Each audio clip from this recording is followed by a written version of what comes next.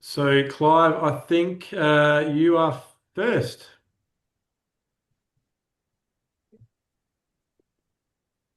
Thank you. What I'll do is just share my screen and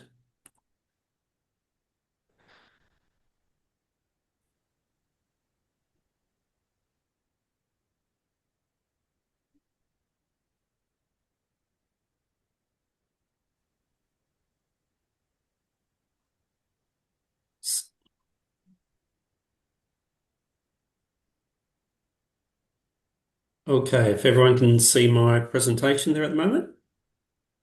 Mhm. Yep, good. We'll fly into it. So basically, each year we give a overview of items leading up to the budget and the preparation of the budget, the long-term financial plan. So this is what we have at the moment. So basically, just minimize this. Oops. Yeah, we've got some objectives here just to give to foster some transparent and be informative, ensure that we're collaborative in the decision making. We'll have a look at the financial environment and ensure that we're Clive, um, sorry to interrupt, but you're still on the first slide for me. I don't know if that is the same for everyone. oh, move this one with the shared application. Or is it? Let me just, for some reason, it stopped sharing. Why? Is that it?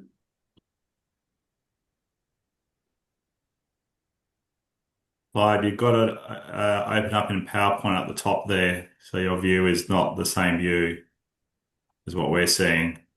Okay, let me just,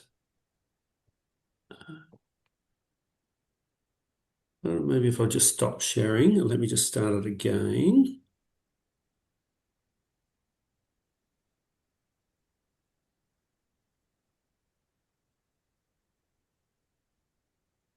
Try that one. And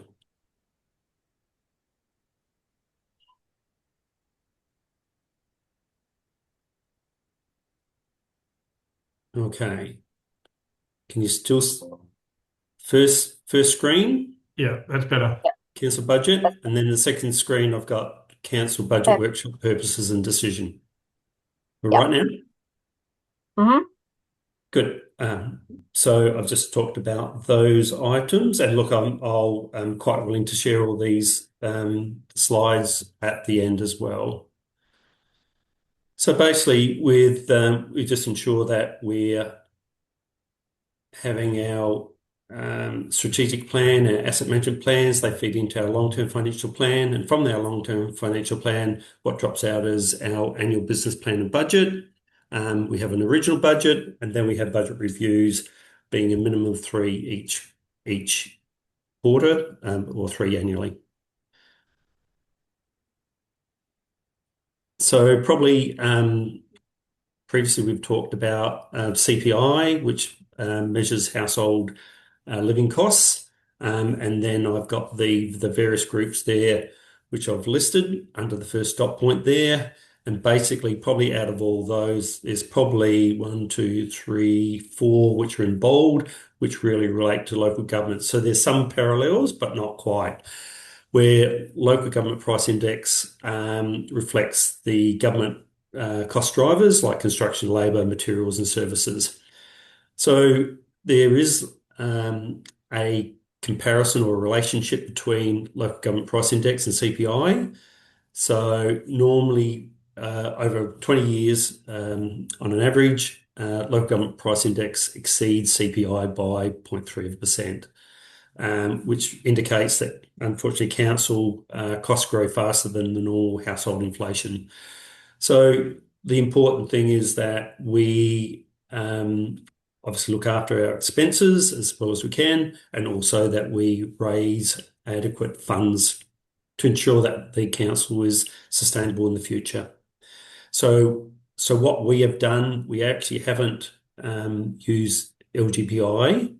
We've actually have used CPI, and when ASCOs are looked at us in the first tranche of councils to review, they actually recognised that because we were using CPI, there was a quasi type of sustainability levy that we have in our budgeting. So we got a tick as far as they were concerned in that way.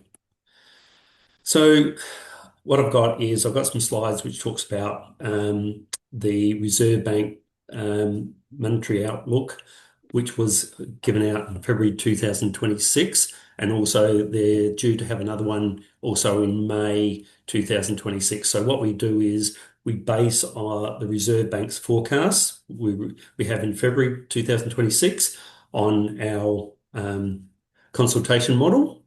And then when we go ready for adoption, as per SCOSA requirements, we look at what the latest CPI projections are.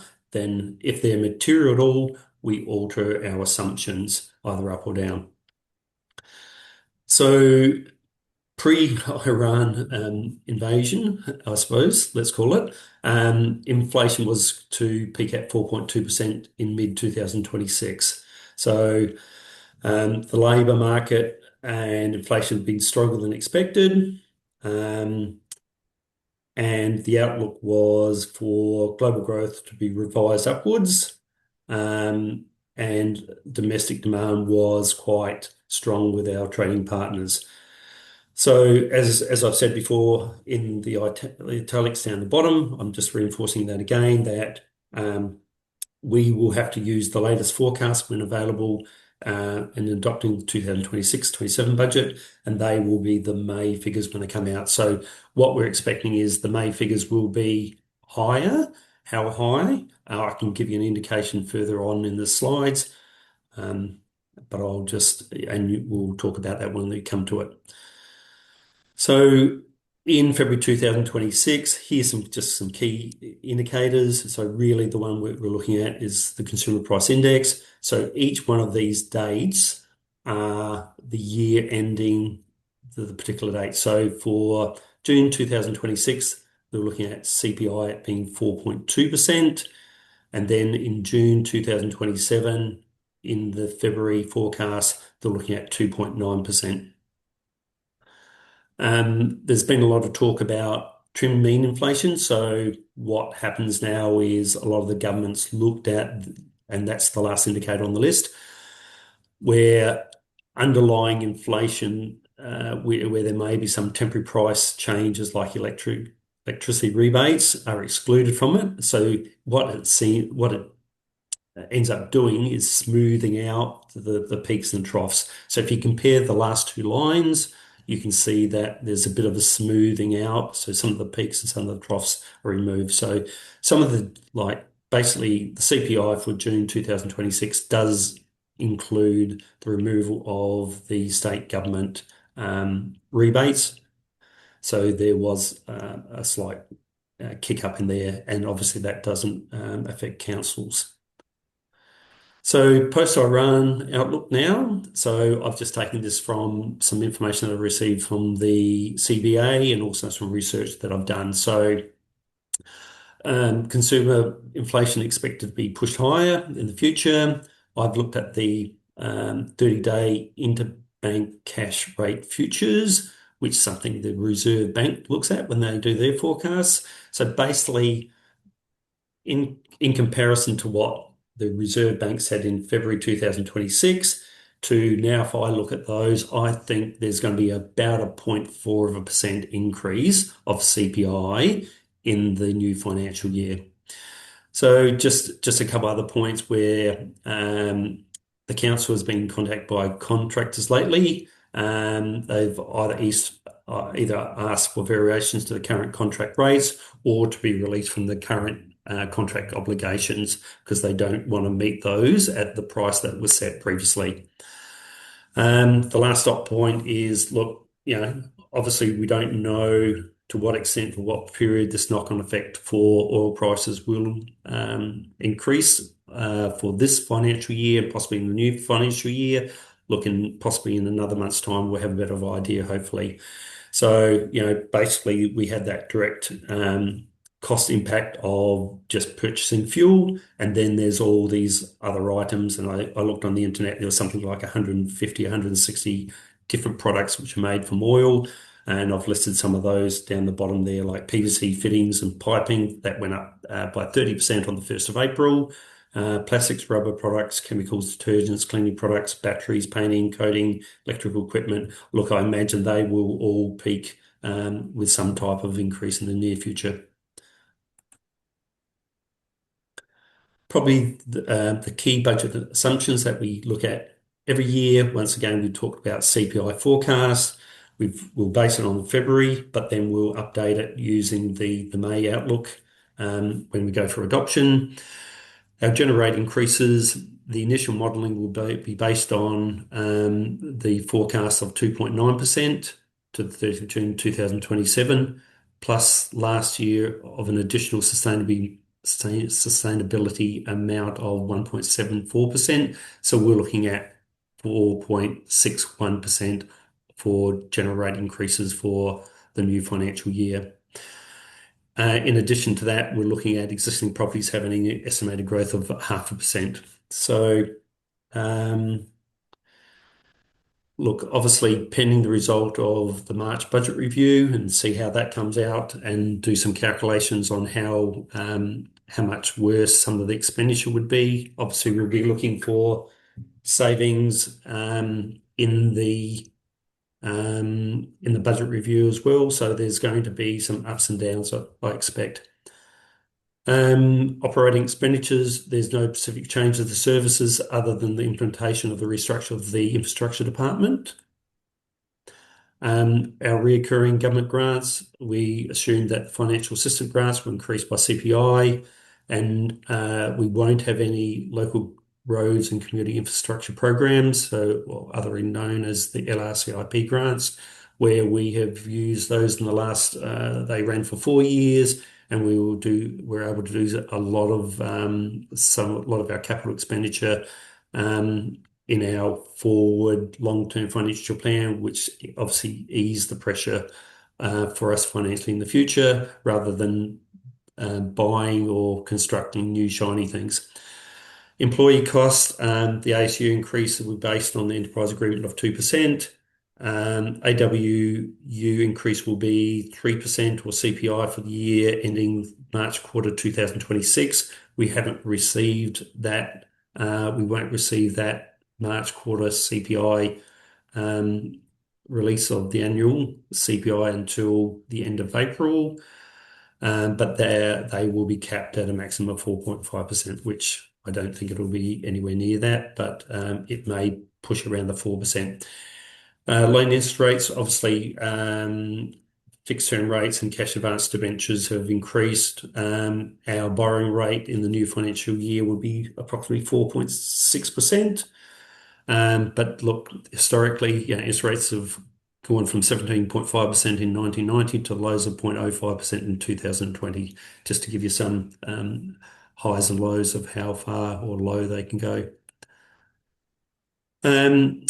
When looking at our long-term plan, we just look out for contractual escalating lag. So what happens is a lot of our contracts are locked in for a period of 3 to 5 years. And then what happens is when we go out to market, there is a lot of times a bit of a hit when we go back out to market, because obviously if prices have continued to rise, they obviously want to catch up on those. So we need to worry about accumulated cost pressures. So we want to be able to plan sustainability for sustainability in the future. So we're always looking at items that may surprise us. So I think we've got another year of our electricity contract, but we should be looking at ensuring that there's no shocks for those, and also our asset management plans in the future, that we're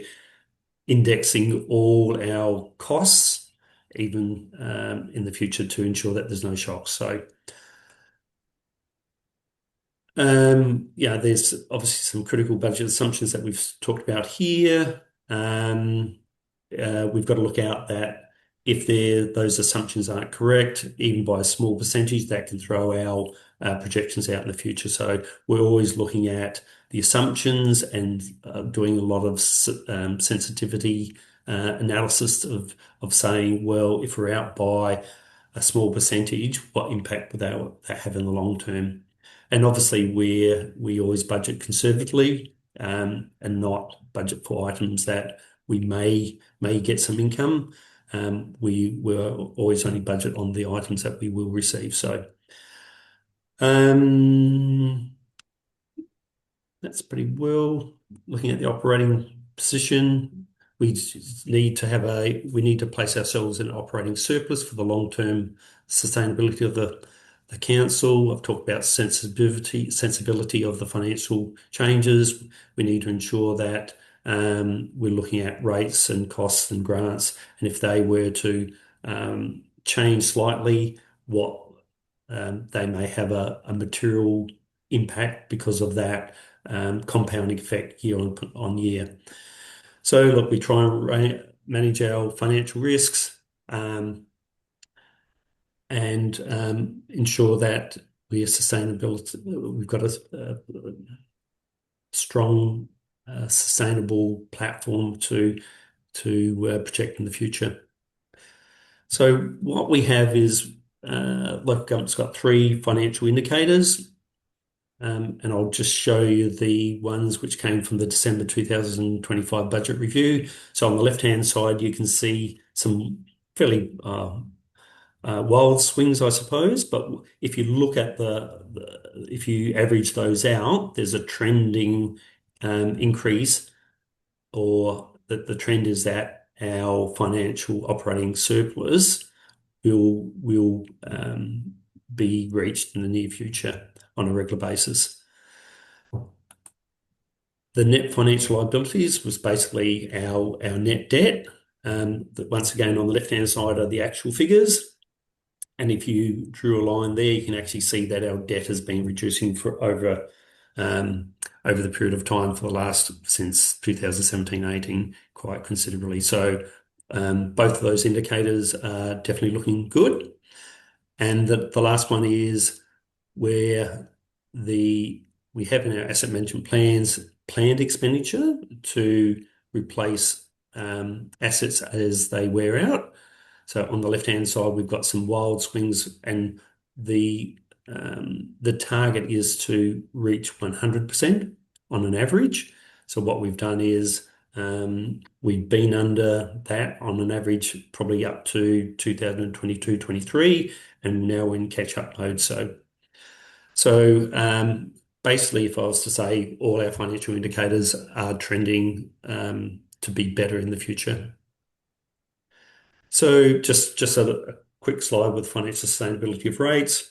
So just on the left-hand side, you've got the rating levels, and on the right-hand side, the effects. And if I look at the extremes, if you have a rating level above local government price index rate increases, that gives you the ability to increase services, have new upgraded assets, timely renewal of existing assets, be able the ability to increase operating expenditure, and that might be because you're adding more services, increase investments and reduce your debt. So you'll get a combination of those. And obviously down the bottom, if you're not generating enough rates, you will ultimately have to reduce your service levels. There won't be any new upgrade assets because you won't be able to afford those. There'll be a backlog of renewal of assets because you won't be able to renew them as they're required. You will probably decrease investments if you have any, and increase debt of loans. And just a slide here to ensure that we keep in our minds that if you get into a borrowing trap, there's a lot of councils have got to the situation where they're just servicing the interest and they can't pay off their loans. The previous indicators showed that the net financial liability of councils, or the net borrowing, has decreased. So we're looking fairly good in that stage. So just going through the budget steps. So what we really do is calculate our income, generate service charges, grants, etc.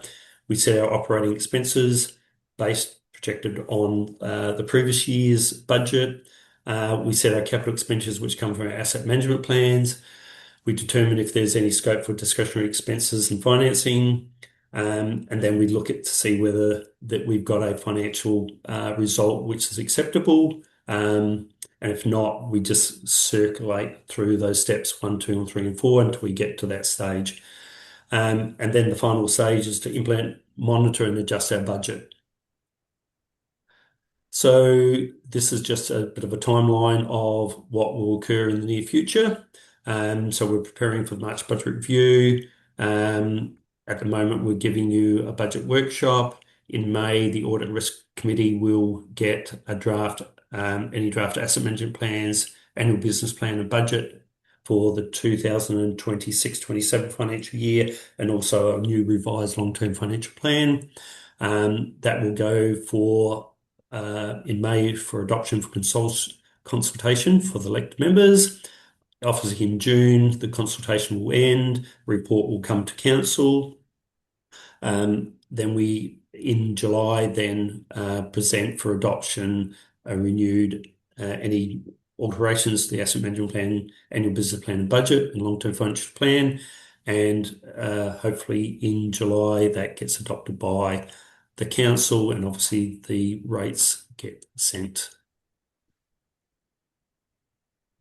So that's the presentation, and quite well, I'll send that to all the elected members after the meeting. Well, first of all, are there any questions? I know I flew through that pretty quickly, but you're pretty well in the fourth year of your term, so a lot of that you may have heard before. And look, if you think of any questions even after the presentation, please, you're more than welcome to send me an email. So Clive, before I open up to the group, so our current modelling, or the first draft we modelled on our existing long-term financial plan and our projections, which was around the 4.6, I think, percent plus growth, and that's sort of what we projected at over the process last year. Obviously, CPI is going to be impacted by the conflict in the Middle East. So that will cause some reconsideration as we work through the process.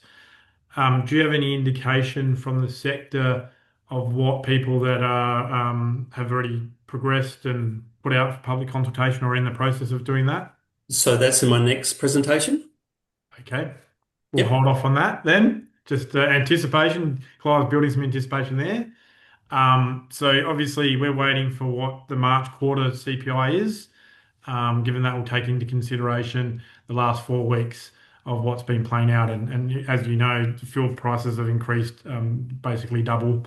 So that will impact that as well. But our current modelling is based on what the February CPI figures were and our long-term financial plan. Correct. Questions from the elected members? I can't see you all, so just yell out on my screen. Everyone's silent, Clive. They were impressed. You had all the information there. Obviously, it's a fluid environment, as you all know. So there is definitely going to be some price pressure or cost pressures on the business, which we'll talk about in my presentation shortly. Okay. If there's Andy, did you have something to say, or are you just coming off mute for? No, I was only going to say that it's thanks for that. It's really great to have that timeline just confirmed. And fortunately, yes, it feels a bit more familiar than it did 4 years ago. And yeah, I mean, what can you do? There's uncertainties, and hopefully there'll be next time. By the time we set the actual budget, hopefully there'll be more certainty. Probably the other comment I'll make is, our financial position has improved, and there's probably a bit of a mindset there as when we start spending, because we've been really mindful of sustainability and and making savings. And it's probably that time where we've positioned ourselves to be able to potentially spend. But the current situation may need to change that thinking as we work through. But we'll have another budget workshop in April, and then the Audit Risk Committee will consider things and they'll make some advice before we come back to you as well. So it's a bit of a fluid situation. Thanks, Clive. If there's no more questions, we'll go on to the next presentation, which I think is fuel supply and cost implications of council given the Middle East conflict. Do you want? I've got another smaller presentation which has only got about 6 slides. Oh, To sorry, do with Clive. rates. Sorry. Yep. Yeah, you go. Sorry, I thought you meant next in the next briefing. No, Not no, no, no, today. no. No, the next one, what I've got ready. Yep. I'll take that back. Clive's got more to. Yep. So let me just make sure I've got that. Once again, I'll just share my screen. Oops. And oops, let me just. Can everyone see that first screen now?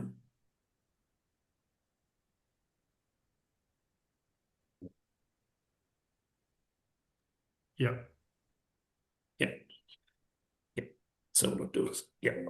So yeah, this is a general valuation summary. This is basically, I think, a week to 2 weeks earlier than we normally would give the elected members, but I can give you the figures there, which we only received last Thursday. So basically, this next one, this next one with a graph, everyone can see that. Yep. I've got a very high level summary of how much each land use type, which we rate on, has increased. So basically, if you look at it, residential have had a large revaluation increase of 9.47% and a growth of 0.01. And probably the other one to look at would be vacant land, was very, very similar, has had a revaluation of 9.86%. So overall, the total valuation increases for the whole district, if you look at the bottom line, has increased by 8.62%.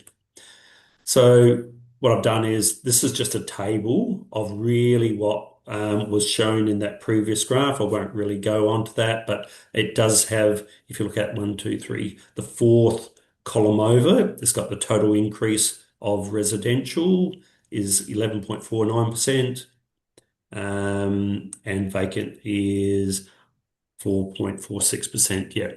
So, and other, which is a lot of times other items such as water reserves, quarries, and other very miscellaneous ones. They've had another one, but in reality, the amount of valuations is very, very low. So once again, I'll send you these slides so you can have a look at those later on. Now, I normally just do a quick slide which says the top localities by growth in dollar terms.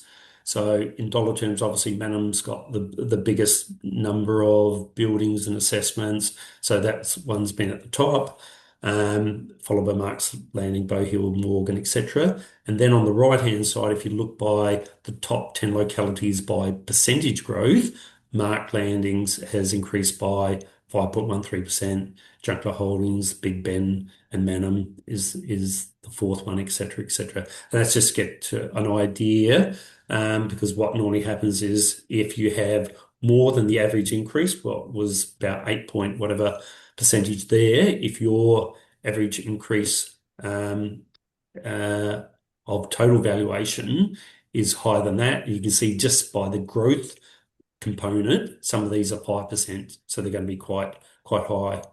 So once again, that was the growth. So new buildings, new assessments, etc.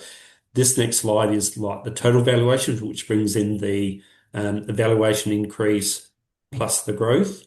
So probably the one on the right-hand side is the most important one, which is the percentage valuation increase. So some of these areas, Mount Mary, Pondy had 17%, Annandale, Kowira 14%, Taylorville, etc. So any of these which have more than the average rate valuation increase of 8 point, I think 5 or 8.6%, they will actually get more than the average rate increase, and the opposite happens if your valuation overall valuation increases less than the average of the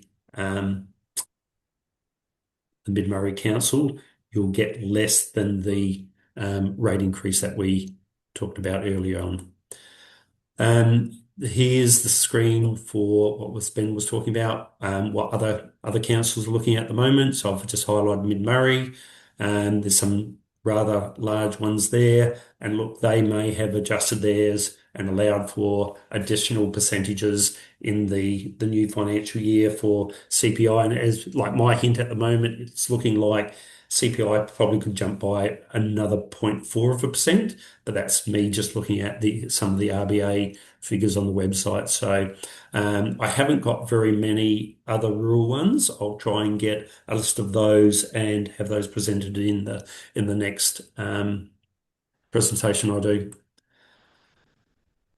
Yeah, that's basically, there's just a whole lot of figures in there. I don't believe that people probably have any questions, but I'll once again send those to you. Thank you, Clive. Any questions? Jeff? Yeah, just might be a silly question. I was surprised to see Birdwood in that listing. I didn't realise that any part of Birdwood was actually part of our district.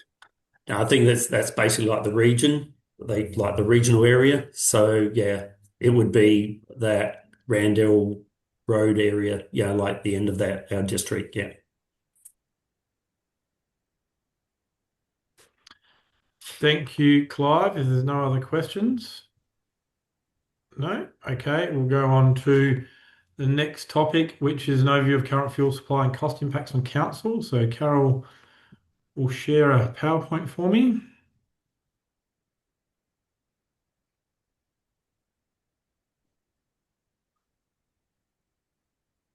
Thank you. Look, there's only one slide and some talking points. So basically, I wanted to provide an overview of the impacts of the conflict in the Middle East has on council's operations. As you're aware, we've got a business continuity plan. So the SMT have been meeting weekly over the last few weeks to consider the implications and the business impacts of what we've been seeing. And I just wanted to provide an overview of some of the impacts that's having on council. So Carol, if you can go to the next slide, please. So firstly, fuel supply. So currently council's fuel supply is constant. Obviously there's been a significant increase in price, but we are getting deliveries. They may be a day late, but how the fuel market works is you either have a contract, and then you are getting those deliveries regularly, or you buy on the spot market. So some smaller operators might have, say, fuel capacity of 10,000 litres, and when they run down, they order that through a supplier. And that's where the consistency of fuel delivery is not being seen, as to other people that have contracts like us. So we have a contractor that we have regular fuel deliveries. And I think, sorry, Dave's actually on a meeting about this issue, so he may not. Oh, he's joined us now. Hello, Dave. Do we get monthly fuel deliveries, Dave? Sorry, that question. We get fuel deliveries. Generally, it's Canberra and Melbourne get a weekly fuel supply, so we get topped back up. We don't let it run right down. And Morgan's probably every 2 weeks. Thank you. So we have those regular deliveries, and they've been happening. On occasion, they may have been a day late, and in Morgan, it wasn't quite what we delivered. What we ordered or what our regular delivery was. But I think it's fair to say that at the moment, our fuel delivery and supply is quite constant. So we have around just over 30,000 litres of storage in diesel in ground. 10,000 litres of mobile storage of diesel and 2,000 litres of unleaded diesel across our 3 depots. And that's broken down by Mannum being 11,000 litres, Cambrai 11,500 plus a 10,000 mobile tank, which has currently got 6,500 litres in, and then 2,000 litres of unleaded. And then Morgan has 8,000 litres of capacity. So what we're doing to maximize the delivery and storage, we're filling up all of our plant the day before or the night before. So all of our fuel storage is as low as it's going to be because of all of our plant is full, so that we are maximizing the storage that we do have when we get those deliveries. And that's been what we've been doing over the last 3 or 4 weeks. We have also moved to our light fleet being filled up at commercial operations, service stations, and outside the region where possible, because we're very mindful of the impact on community. And so we didn't want to be seen to be filling up our utes and light vehicle cars at the OTR in Mannum or somewhere in Morgan, given we want to maximise fuel availability for the general community, but we also don't want to deplete our storage if possible. So we've put that in place across our light fleet in the last week or so. Please jump in. I can't see all of you on the screen, so if you have a question, if I don't see your hand up, if someone else can yell out, or you can just yell out. So we were just confirming. Yes, Jeff. Yeah, just when you say about sourcing fuel outside of our district, like is that increasing our running costs by doing that? Is that making much of a difference to the running costs? No, because we're doing it where practical. And so, for example, if someone lives in Mount Barker and they have the option to fill up there as part of their normal life or normal, driving, then they're doing that. We're not driving to the Barossa to fill up, so we don't fill up in region. We're just doing it as efficiently as possible, Jeff. And it may not be practical to do it, but we're just trying to maximize our internal fuel storage for those critical functions.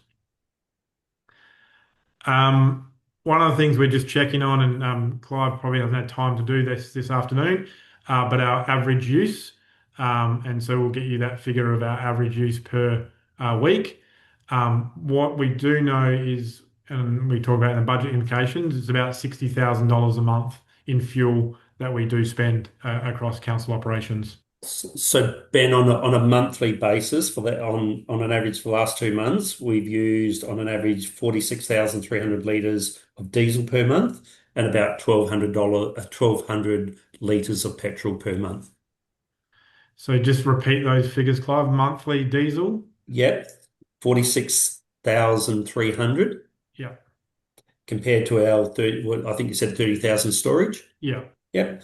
And petrol, 1,200 litres per month. So we've got about 3 weeks supply when all of our tanks are full, roughly, Clive. You can check me on my stats or my math there. Yep. Basically, we've got 2 months worth of unleaded, roughly just under 2 months of unleaded storage. Any questions on our fuel supply? No. So moving on to business continuity considerations and actions. As you know, we've got a business continuity plan. We've got some critical functions as part of that, which includes council meetings, payroll, customer service, Cambrai landfill operations. We have 2 other probably critical functions being SWIMS, so our ability to maintain our community waste management system on behalf of those schemes, and also our waste operations. Now, our waste operations aren't necessarily in our critical functions because they're operated externally by a contractor, but obviously you can understand that they are a critical function. If we're not able to pick up people's waste, then that becomes a health issue as well. So we also consider that, and we also consider transfer stations as well as part of those critical functions. So we believe we are able to deliver all of our critical functions at this time, and we're confident that we'll be able to continue to deliver those critical functions, subject, and I'll put an asterisk on this, subject to any further escalation or changing in the environment. Obviously, things are costing us more than they were 4 weeks ago, but we're able to we do have supply of fuel to be able to deliver those functions as required. And some of those functions don't necessarily rely on fuel. And for example, our customer service, obviously we need staff, and if they can't get here because there's no fuel to be able to get here, then that's an issue. But they're not being impacted at the moment, such as the cost associated with waste operations. In that contract, there is a rise and fall clause, and so they pass on the additional cost to council for any increase in fuel levy. And I think they do that monthly, Dave, if you want to add that, but they have requested to do that maybe more regularly. Yeah, the fuel, the fuel and oils is actually a quarterly assessment, but what they're doing is they're requesting to do it on a monthly basis now to do a bit of catch up, and then obviously if it does fall, then apply it as it happens. So we're working on those negotiations now. So yeah, we're able to deliver our critical functions without any impact at the moment. What we've done is prioritize work plans to reduce travel where possible. So our cyclical or regular maintenance crews are trying to be more efficient, just to save fuel where we can because of the increased cost. And what we've decided, we had a meeting this afternoon, we'll prioritize fuel to those critical functions if required.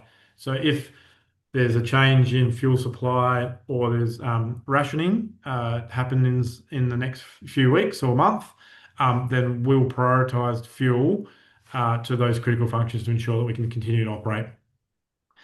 We've also consider reducing internal travel, for example, using audio-visual rather than people driving between offices.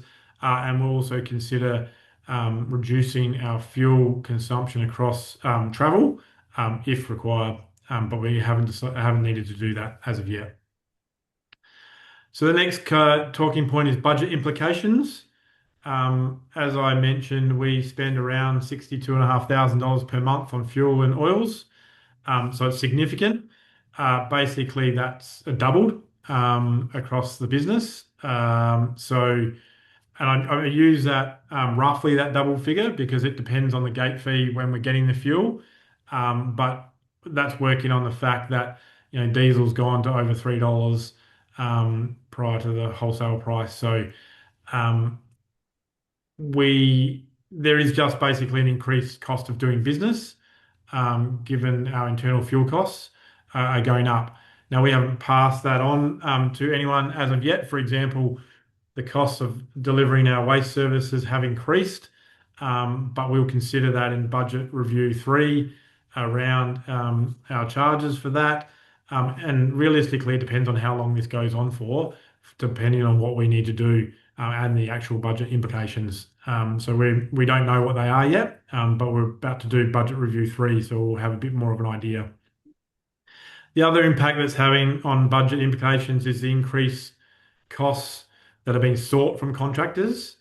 Now, some contractors have in their contract a rise and fall clause, such as our waste contractor, where it's worked into, and as Dave said, quarterly they can adjust that figure given increased costs of fuel. Most of our contractors don't have that. Their contract is a set cost. Now, we'll consider that when these requests are coming through. For example, we had a request from our grave diggers in the last week, I think, Clive, where obviously their costs have gone up for fuel to get to the sites to dig.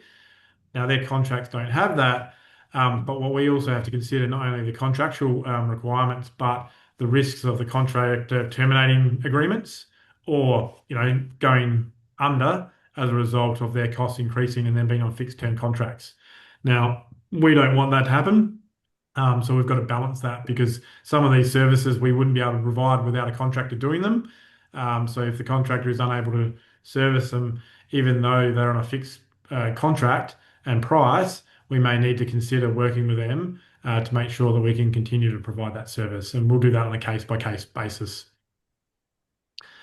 And so the other budget implication is the cost of products. Clive mentioned petroleum-based products are in nearly everything we do and use and consume.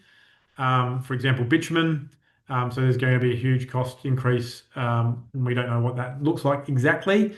But petroleum-based products, such as PVC, aluminium, things that Clive mentioned before. So there will be some cost pressures on us moving forward as well, not just on internal fuel use, but the cost of products that we use across the business. Are there any questions? Yeah, Kirsty here. Not so much a question, but I noticed this morning we got a thing through from the LGA newsletter, which has said about there's a fuel supply webinar, and they're looking at the fuel supply update resources. Have they reached out to us as a council with what they're thinking of it all? Yes, so I attended that webinar last week, Kirsty. And they've done a survey. They've surveyed councils across the sector so they can understand the impacts it's having on the sector, so that they can use that in their advocacy and lobbying. They're also undertaking a survey of the whole sector's fuel use for the Department of Energy and Mining. Obviously, looking at as if this progresses, where we need to prioritise fuel, and we want to make sure that, given the critical functions that we provide, such as waste, that we are in the government's thinking as that. So, yes, they have reached out. They have been providing information and undertaking webinars as well. Ben, have there been any questions from any of our community people on our committees or about regarding travel? And are we giving any thought at this stage, or are we waiting to see whether we need to look at the need for our further away elected members travelling for council meetings, or are we just at the moment waiting and seeing about those things? That's a very good question, because it was raised around council meetings as well, as part of the staff consideration, which is my next point. Because as we saw in COVID, elected like briefings like this, we're not allowed to do that for council meetings. Because we're still in, the government has stage 1, 2, 3. I think you might have seen that in the media recently. I think we're at stage 2. If things happen and prices continue to stay this high, or there's rationing of fuel, I think the government will act pretty quickly on the ability to make sure that we can still govern appropriately. And by that, I would be surprised if we didn't consider the online meeting process we did during COVID. So to answer your question, it has been considered, and it's in part of the thinking of the sector on that. So I'm just thinking where I was up to. So I think I talked about other products and the costs associated with that. So any questions on budget implications? No. So my next slide or talking point is staff impacts, which includes elected members. And so we've considered two things with that, in the sense that we've considered how we reduce our use internally, and also external travel as well. So there's the cost to council, but as you just mentioned, Mandy, there's the cost to staff getting to work as well when they're driving their own vehicles, and the consideration of that. So we've had conversations with that. We haven't had to make any allowances for that as yet. And by allowances, I mean working remotely 1 day a week or something like that. But we will consider that as, and if this continues longer, like we would consider lobbying with the sector to have online meetings like this to reduce elected members' travel costs as well. The other point, sorry, I was going to make, Mandy, the volunteers that run our boats, as you would be aware, we have a sliding scale for people depending on how far away they are for those essential roles. We had an example last weekend where someone's bill was $200 to make their way up and crew the boat. And so what I've put in place is doubling the allowance that we've provided to those volunteers to help with that. Because if we can't run those boats, then the cost to council is more significant than a little bit more extra help in that travel allowance. So that's been done on a month-to-month basis for those people that fulfill that criteria. So yeah, as I said, we're looking at reducing cost of internal travel as well by having online meetings rather than people traveling between offices. And as I said, considering those staff who do travel long distances as well. But we haven't implemented any of those things yet because we're still in that stage 2 approach. Other considerations, both short and long term, we don't know how long this is going to go on for. And if it is going to go on for much longer, a longer period of time, then we'll need to have more serious budget considerations because of the impact it's not going to have not only on our internal costs, but those contractors that we use and the cost of goods and cost of our operations increasing. And we'll consider the impact of the long-term financial plan if it is going to go on for a longer period of time.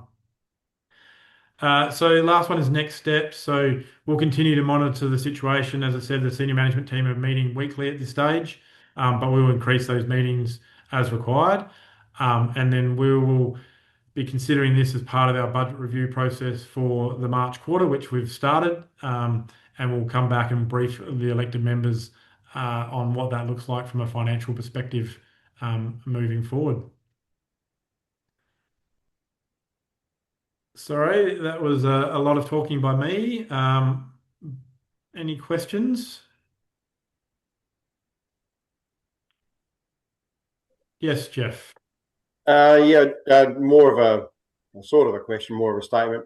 Some of the community groups have actually cancelled events due to the fuel situation, like Murray Bridge Speedway cancelled a 2-day event, and just today Swan Reach have cancelled their car show for this coming weekend due to fuel. So I guess the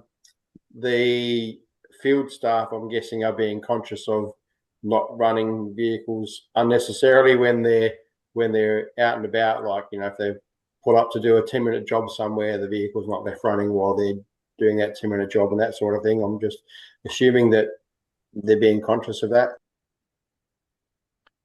I'll assume that too, Jeff. I'll pass that on to Dave to make sure that assumption is being accurate. We've definitely considered our fuel use and what we're doing, try to be as efficient as possible. But Dave will take that on board if it hasn't been implemented to make sure that we are doing that as well. Yeah, most of you would have seen on social media that the Truck and Ute show's cancelled too. Disappointing, but understandable. Mandy. Yeah. I think it's just good that council's taking everything into consideration and looking at all these things. So well done. It's really good. Thank you, Councillor Davis. And that's why I wanted to brief you that we are definitely considering it. We're not going overboard yet, but we definitely need to consider if this continues as well. But it is going to have a cost impact on the business. Yeah. And obviously we don't know what's going to happen. We don't know how long it's going to go for. So just wait and see, really. Yeah. Yep. So, moving forward, monitoring the situation, we'll continue to brief the elected members as we have more information or make changes. Thank you. Thank you, Carol. I'm assuming there's no more discussion and questions. All right. So the next item on the agenda is the 2026 Murray Basin Plan Review consultation. So the Murray-Darling Basin Authority has released a discussion paper on its 26 Basin Plan Review, and the consultation on this discussion paper is currently open until 1 May. We've provided a whole heap of documentation for you to consider. There's a link to the discussion paper, a snapshot of the discussion paper, and then there's also a First Nations discussion paper. The Murray-Darling Association, which is a member-based association, which we're a member of, and Councillor Hammond attends those meetings, have provided some further information on a white paper on the discussion paper for consideration. We wanted to have a discussion, and I'll hand over to Councillor Hammond, who's attended a briefing last week, I think, Victoria. And Jen and I attended a briefing probably 3 or 4 weeks ago now, Councillor Davis, I think it was. And so I think it was in Murray Bridge, it was put on by the Department of Environment and Water. I suppose what we need to decide as a council whether we're going to make a submission, whether we're going to make a submission with our colleagues from our other councils through the Region 5. And yeah, so it's a bit of a discussion, obviously quite tight timeframes. But Councillor Hammond, I'll pass over to you if you want to provide your insights and thoughts on the matter, and then we'll open up to conversation. Sure. So yeah, I felt that when I went to this consultation sort of summary last week in the MDA Region 5, we had a bit of a chat around that submission, and Mark Lamb, who's the CEO, he provided us with that white paper that he'd done for some other departmental purpose. I don't think it was necessarily a direct response to the Basin plan. But so yeah, I went to this consultation thing last week, and it was very much, a lot of people a bit skeptical of where we are with the plan, of what we've achieved since 2012, that the water allocation hasn't been received. So it's hard for us to say what that environmental impact will be when we haven't seen the end result, I guess, of what was supposedly a water allocation for the environment that hasn't yet been met. It's been a bit slow going with all of that. So Region 5 is going to be putting in a submission in regards to the Basin plan. I'm pretty sure Department of Environment and Water will be doing their own one as well, which is, I guess, what I went to with the consultation thing, was them to get an idea of a feedback of stakeholders and how they feel about it. There was a summary of that day that was made of notes that I forwarded to all you guys earlier today. You might have received that email that was just sort of from the discussion. There was one in Loxton, and I went to the one in Murray Bridge, and then they gave us sort of a discussion summary paper of what was sort of coming forward from that day. Things that I know that have come forward are within it being an environmental plan for environmental water and how to deal with the constraints. And the biggest thing that came up in these discussions were the multitudes of constraints on the system having these implications imposed in regards to even just the carp control, and how there was no plan within the Basin plan to have anything in regards to dealing with that. And that was some kind of feedback from some irrigators, but also just with the buybacks. It's kind of summarized in Mark's report and all of that. And I guess I just wanted to get a vibe from us whether we wanted to do our own one. I know Region 5, there are other areas like Loxton are going to be putting in their own submission. And so the way we were looking at it in our Region 5 meeting was as many councils putting in submissions too will have a stronger case. The Department of Environment and Water were very passionate to see us do our individual ones as well as the one that they're submitting. So it was just sort of a gauging for us as a council. We could also get an understanding of the document and what we'd like to see, how we'd like to see it improved, what we have as some restraints or, feelings of, will it actually be, it all sounds really great on paper, but is it achievable? Has it been achievable so far? There's obviously been some setbacks. How can we get it to actually where we want to before we think about improving the plan? A lot of the feedback was, let's get the plan rolled out before we think about a 2.0. We haven't done the first one yet to its completion of water allocation.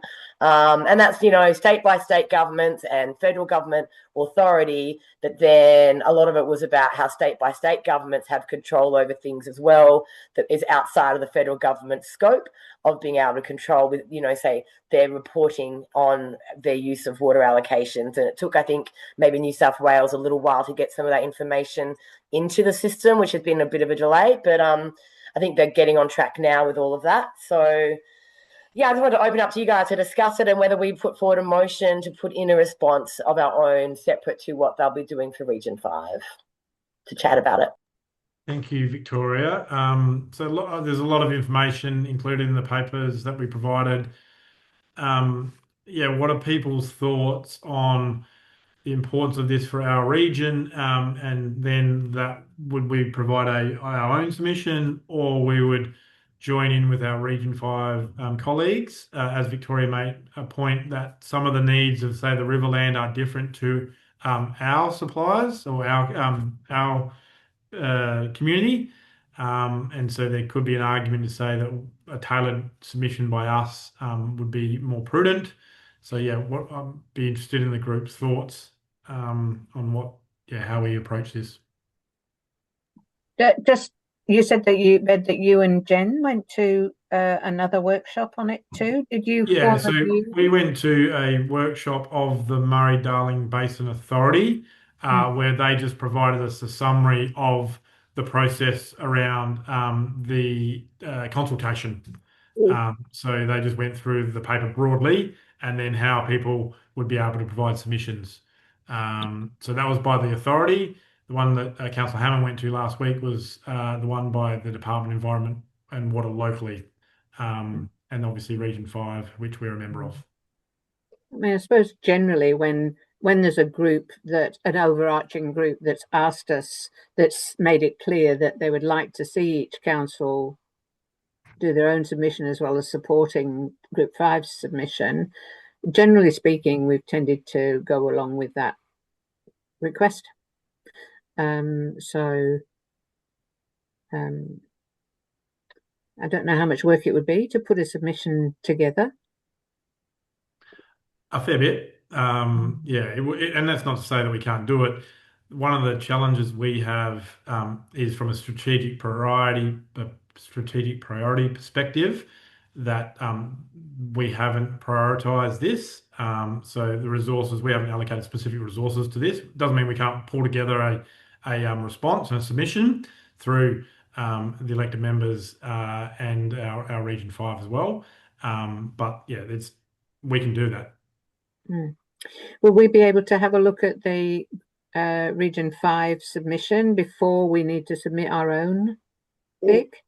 That would be great. And Margaret has Howie, who is the chair of Region 5. She has already forwarded on to me sort of a motion that she was going to be bringing forward to her council of what they were going to try and do. I guess Mark Lamb's white paper is going to form basis of that MDA approach of what they're going to be responding to. But I mean, that's just an overarching thing for the whole Murray-Darling Association, whereas, you know, Region 5 and South Australia, one thing I learned from this consultation down with Jew was that we have definitely very different needs, even across the basin down here in South Australia versus Coorong and lakes, and what we need to do for environmental water for the lakes versus our recreational needs to be able to maintain that for our social economy and our welfare here in the Mannum area. So everyone has kind of the same idea of what we'd love to see happen, but there's different sort of stakeholders, I guess, that are at play in different regions.